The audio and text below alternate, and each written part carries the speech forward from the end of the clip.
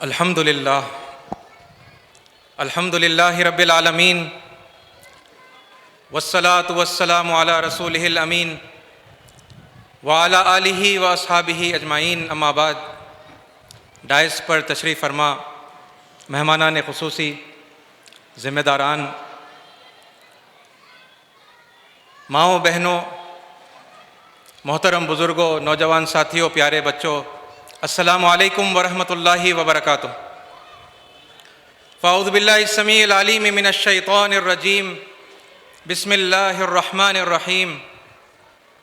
وما اصابکم من مصیبۃ فبما کسبت ایدیکم ویعفو عن کثیر، صدق اللہ العظیم۔ اس وقت دنیا کے مختلف مقامات پر ہونے والے مظالم ہم آئے دن اپنی آنکھوں سے دیکھ رہے ہیں، اور یہ افسوسناک خون ریزی کے واقعات لگاتار بڑھتے چلے جا رہے ہیں۔ انٹرنیشنل لیول پر بھی صورتحال کچھ ایسی ہی ہے، اور ہمارے پیارے ملک ہندوستان کے اندرونی حالات بھی اسی قدر کہ لوگ بڑے ٹینس ہیں، اینکشیس ہیں۔ آئندہ کیا ہونے والا ہے، دیکھتے ہی دیکھتے کیسے حالات بگڑ سکتے ہیں، اس بات کی فکر اکثر لوگوں کو کھائی جا رہی ہے۔ عزیز ساتھیوں، اس موقع پر، اس international religious conference for world peace کے موقع پر کچھ اہم ترین نکات آپ کے سامنے پورے ادب کے ساتھ گزارش کے طور پر میں پیش کرنا چاہوں گا۔ دنیا بھر میں اگر ہم پر مصیبتیں آ رہی ہیں، اور اگر ہم قرآن مجید سے یہ سوال پوچھیں، اللہ سے یہ سوال کریں کہ اللہ آخر یہ مصیبتیں ہم پر کیوں آ رہی ہیں، تو قرآن مجید میں اللہ تعالیٰ ایک واضح جواب دیتے ہیں۔ وما اصابکم من مصیبت فبما کسبت ایدیکم ویعفو عن کثیر، اور تم سب پر جو کوئی مصیبت بھی آتی ہے وہ تمہارے اپنے ہاتھوں کی کمائی ہے۔ یہ ہے اللہ تعالیٰ کا جواب۔ انفرادی طور پر بھی جب مصیبت آتی ہے، اور اجتماعی طور پر بھی جب مصیبت آتی ہے، تو رسپانسبل کون ہے، ذمہ دار کون ہے؟ اللہ تعالیٰ کے مطابق ہم خود ذمہ دار ہیں، اور خالی یوں ہی خاموش بیٹھے بیٹھے یہ مصیبتیں نہیں آ گئی، بلکہ اللہ واضح الفاظ میں کہہ رہا ہے بما کسبت ایدیکم، یہ تمہارے اپنے ہاتھوں کی کمائی ہے۔ ہم نے کچھ ایسا کیا ہے کہ یہ مصیبتیں ہم پر آئی ہیں، آ رہی ہیں، لگاتار بڑھتی چلی جا رہی ہیں۔ مصیبتیں دور کیسے ہوں گی؟ اللہ سے سوال پوچھیں تو اللہ نے اپنے کلام میں یہ بتا دیا ہے کہ اللہ تعالیٰ نے کبھی کسی قوم کی حالت کو اس وقت تک نہیں بدلا جب تک اس قوم نے اپنی اندرونی حالت خود تبدیل نہیں کی۔ یہ اللہ تعالیٰ کا اصول ہے۔ ہم جب تک اپنے آپ کو نہیں بدلیں گے، اللہ تعالیٰ ہمارے حالات بدلنے والا نہیں ہے۔ غلطی کیا ہوئی؟ سب سے بڑی غلطی، سب سے بڑی غلطی جو ہم میں سے اکثر لوگوں سے ہوئی ہے، اس کی طرف میں نشاندہی آپ کے سامنے کر رہا ہوں۔ اللہ تعالیٰ نے بتایا وَمَنْ أَظْلَمُ مِمَّنْ كَتَمَ شَهَادَةً عِنْدَهُ مِنَ اللَّهِ، اور اس سے بڑا ظالم اور کون ہوگا؟ ازلم کا مطلب سب سے بڑا ظالم۔ اللہ سوال پوچھ رہا ہے ومن اظلم، اور کون ہے سب سے بڑا ظالم، یا اس سے بڑا ظالم اور کون ہوگا، ممن، اس شخص سے بھی بڑا، کتم شہادتن، جس نے شہادت کو چھپا دیا۔ کیسی شہادت؟ عندہ، وہ شہادت اس کے پاس موجود ہے، من اللہ، اللہ کے پاس سے آئی ہوئی، وما اللہ بغافل عما تعملون، اور تم جو کچھ کرتے ہو اللہ اس سے غافل نہیں ہے۔ شہادت کو چھپانے والا سب سے بڑا ظالم ہے اللہ کی نظر میں، یہ اللہ تعالیٰ نے قرآن مجید میں بتایا۔ آپ بتائیے کہ کس کے دین کے جو 5 بنیادی ارکان ہیں اس کا سب سے پہلا رکن ہے دعوت دینا، شہادت دینا۔ اسی دین کا نا جسے ہم اسلام کہتے ہیں، جس کے میں اور آپ ماننے والے ہیں۔ ہمیں نماز اور روزہ اور زکوٰۃ اور حج معلوم ہے عام طور پر، لیکن سب سے پہلا جو پلر ہے اسلام کا وہ ہے شہادت اللہ الہ الا اللہ، اس کلمے کی گواہی دینا۔ جو لوگ واقف نہیں ہیں، جو لوگ نہیں جانتے، ان کے سامنے جا کر وہ گواہی دینا۔ اس گواہی کو چھپانے والا اللہ کی نظر میں سب سے بڑا ظالم ہے۔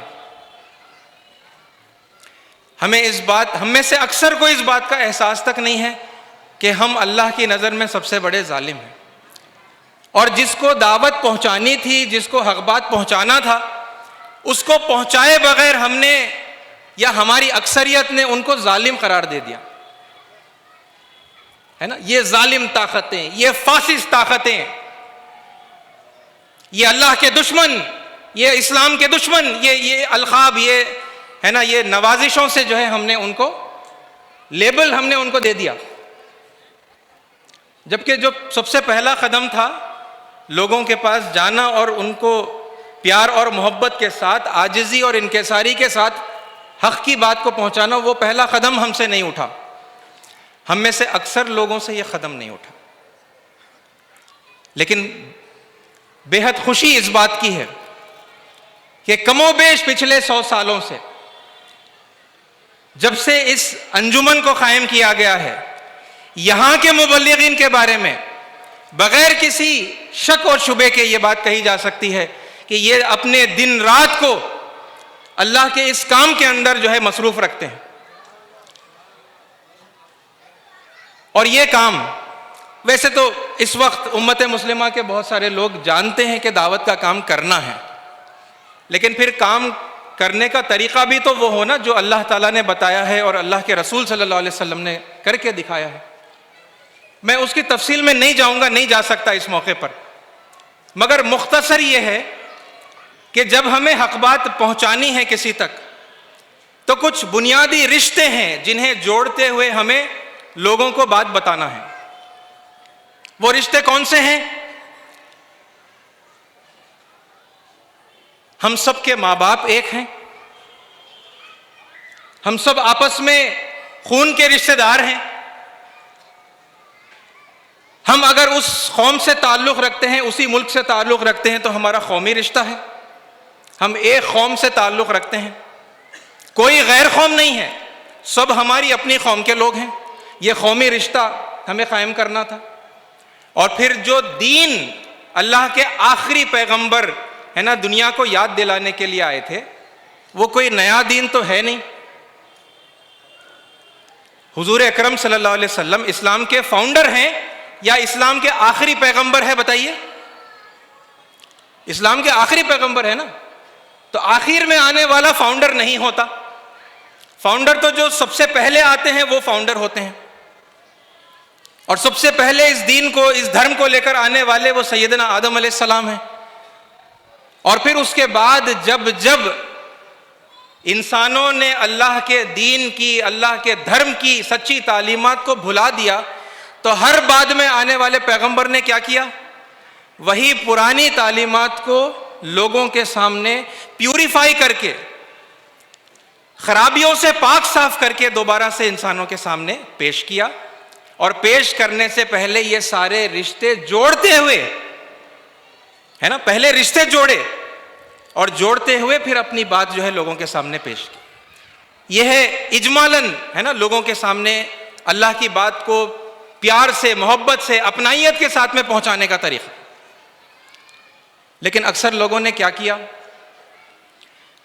میں کسی پر ذاتی تنقید نہیں کر رہا، میں بس وہ بتا رہا ہوں کہ کوئی طریقہ اگر، کوئی غلطی اگر ہم سے ہو گئی، کیونکہ اللہ نے کہا نا کہ مصیبتیں اگر تم پر آ رہی ہیں وہ تمہارے اپنے ہاتھوں کی کمائی ہے، تو ایسا کیا کر دیا ہم نے؟ تو ہم نے اگر دعوت دی ہے تو آپ بتائیے کیا ہم نے رشتے کاٹ کر دعوت نہیں دی؟ غیر قوم کہتے ہیں، خونی رشتے کو ہم نہیں مانتے، آپس میں اعتراف نہیں کرتے، اور دین کا رشتہ بھی ہم جوڑ کر بات، ہم میں سے اکثر لوگ بات نہیں کرتے۔ جبکہ اللہ تعالیٰ، آپ قرآن مجید کو اٹھا کر دیکھیں گے، اللہ تعالیٰ بار بار وہی بات بتاتا چلا جاتا ہے، الگ الگ الفاظ میں، الگ الگ انداز میں۔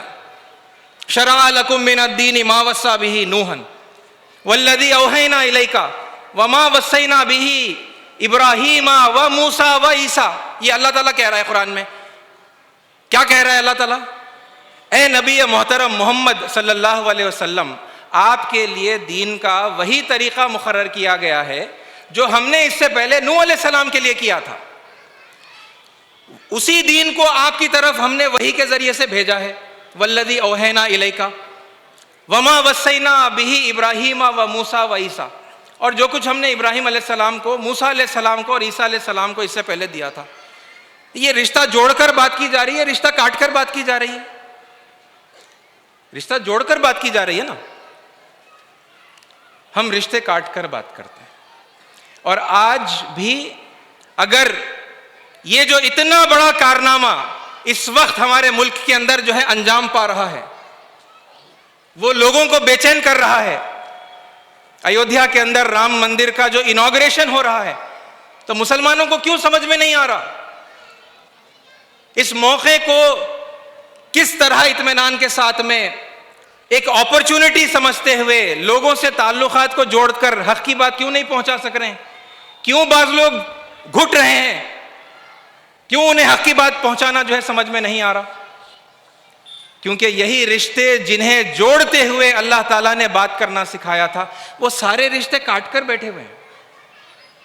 لیکن اللہ نے موقع دیا ہے آج بھی اگر ہم سنبھل جائیں اور قرآن کی روشنی میں اس طریقہ کار کو ہم اختیار کر لیں، تو پھر رشتے جوڑے جا سکتے ہیں، حق کی بات پہنچائی جا سکتی ہے نا، تعلقات استوار کیے جا سکتے ہیں۔ مجھے تو یہ بات سمجھ میں آ کر کچھ 3 سال ہی ہوئے ہیں کہ شری رام کتنے مہان ہیں، لیکن آج سے 100 سال پہلے سید صدیق حسین صاحب قبلہ یہ بات کہہ چکے ہیں قرآن مجید کی روشنی میں، وَلِكُلِّ قَوْمٍ ہاد کی آیت کی روشنی میں آپ کہہ چکے ہیں کہ اللہ تعالیٰ نے ہر قوم کے پاس ہادی بھیجے، کہ یقیناً شری رام، شری کرشن، شری ارجن یہ اللہ کی طرف سے بھیجے ہوئے ہادی تھے۔ یہ بات اگر لوگوں کو سمجھ میں آئے، اور پتہ نہیں کیوں سمجھ میں نہیں آتی یا نہیں آ سکتی ہے نا، جب اللہ کہہ رہا ہے وَلِكُلِّ قَوْمٍ ہاد، تو کوئی قوم چھٹ جائے گی، کوئی قوم ایسی ہو سکتی ہے جہاں پر اللہ تعالیٰ نے ہادی نہیں بھیجے۔ وَلِكُلِّ أُمَّةٍ رسول، اللہ نے کہا ہر امت کے پاس ہم نے رسول بھیجے۔ تو دنیا میں کہیں پر اگر لوگ بسے ہیں، کوئی ایسا مقام ہو سکتا ہے جہاں اللہ سے چوک ہو گئی ہو نعوذ باللہ، اور ان کے پاس اللہ نے رسول یا ہادی نہیں بھیجا؟ پورے یقین کے ساتھ ہم یہ بات کہہ سکتے ہیں کہ لازماً دنیا کے ہر خطے میں جہاں انسان ہوئے ہیں، اللہ تعالیٰ کی طرف سے رسول آئے ہیں، اللہ کی طرف سے ہادی آئے ہیں۔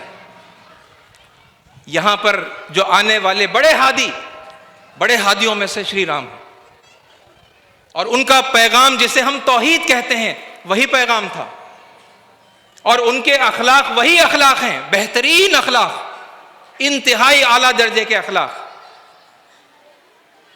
جو ہر پیغمبر نے اور اللہ کے آخری پیغمبر حضرت محمد صلی اللہ علیہ وسلم نے ہمیں سکھائے۔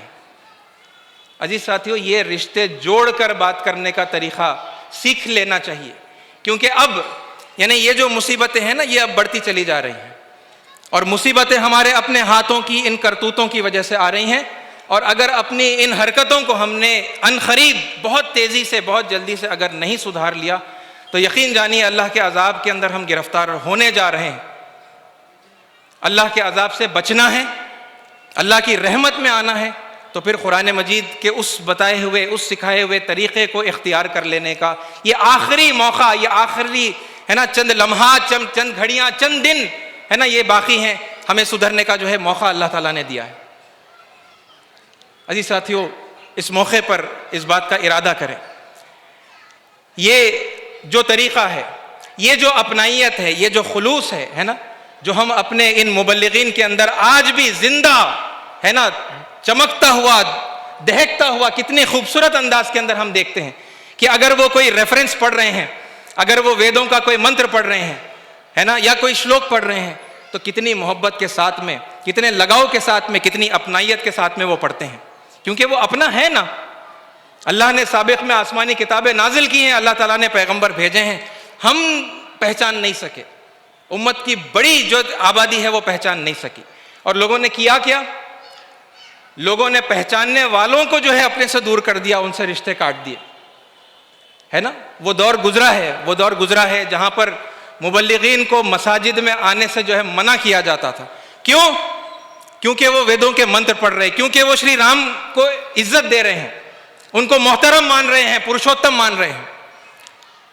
لیکن آپ دیکھیے کہ قرآن کی روشنی میں چلنے والے مومنوں کا رویہ یہ ہوتا ہے کہ وہ پھر بھی کسی سے بغض نہیں رکھتے. اور یہ ہر سال بار بار ہے نا، کم از کم اس موقع پر جو جہاں پر یہ انٹرنیشنل کانفرنس کے موقع پر ہم دیکھتے ہیں کہ ان لوگوں کو بھی مدعو کیا جاتا ہے عزت اور احترام کے ساتھ جو کبھی ہے نا دشمنی کرتے تھے، جنہوں نے کبھی مسجد سے نکالا تھا.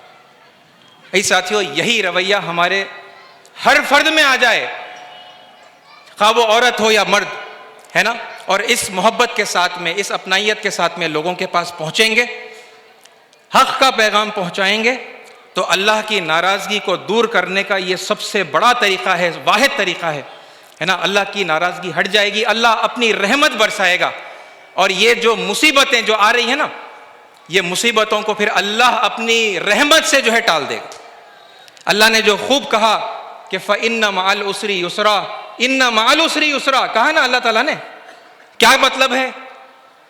کہ پس ہر مشکل کے ساتھ راحت ہے، ہر مشکل کے بعد راحت نہیں. ان مع العسر یسرا، مع کا مطلب عربی میں ہوتا ہے ساتھ، مشکل کے ساتھ ہی راحت ہے، مشکل کے بعد میں آنے والی راحت نہیں ہے. اور اس مشکل کے موقع پر ہے نا، یہ جو لوگوں کو پریشان کرنے والا ماحول ہے، اس کے اندر آپ دیکھیں یہاں پر ساتھ میں جو ہے اللہ تعالیٰ کی طرف سے راحت چل رہی ہے. بس اس طریقے کو ہے نا، قرآن کے طریقے کو اختیار کر لینے کی ضرورت ہے. اللہ تعالیٰ پھر ہم پر رحمتوں کی بارش برسائے گا، ہم پر بھی، ہمارے سارے ملک پر بھی سارے لوگ متحد ہوں گے ہے نا، مل جھل کر اپنے اس پیارے وطن کو ہم دنیا کا امام بنائیں گے انشاءاللہ. اللہ تعالیٰ سے دعا ہے کہ اللہ تعالیٰ ہماری ان دعاؤں کو، ان خوابوں کو جو ہے بروئے تعبیر کرے ہے نا، انہیں شرف قبولیت عطا فرمائے. آمین. وآخر دعوانا الحمدللہ رب العالمین.